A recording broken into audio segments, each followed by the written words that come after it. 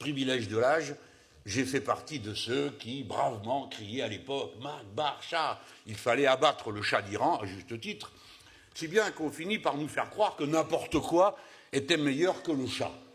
Et bien, ce n'était pas mon avis, car j'étais déjà bien méfiant, quoique jeune, et je n'acceptais pas l'idée que l'ayatollah Khomeini fût une alternative souhaitable au régime du Shah.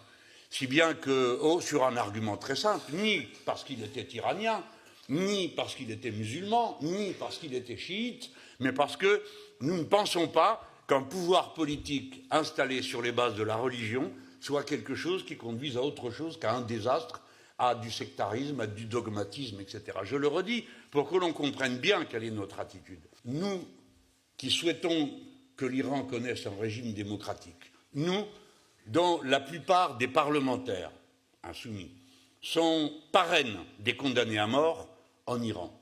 Et de ce point de vue, nous n'avons pas de leçons à recevoir de qui que ce soit non plus. Eh bien, nous préférons le dire bien haut et bien fort.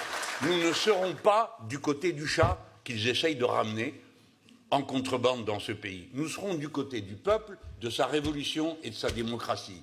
Et nous demanderons le rétablissement de la liberté syndicale, qui fut la première à être supprimée dès que le régime de Khomeini a été installé dans ce pays. Et nous demanderons la restitution du droit à l'expression politique du parti tout des communistes, des socialistes, s'il en reste là-bas, et des autres militants qui ont dévoué leur vie à ce combat et qui souffrent aujourd'hui si amèrement dans les prisons, et évidemment les femmes et les hommes qui, pour la liberté d'être ce qu'ils ont envie d'être, sont aujourd'hui en prison.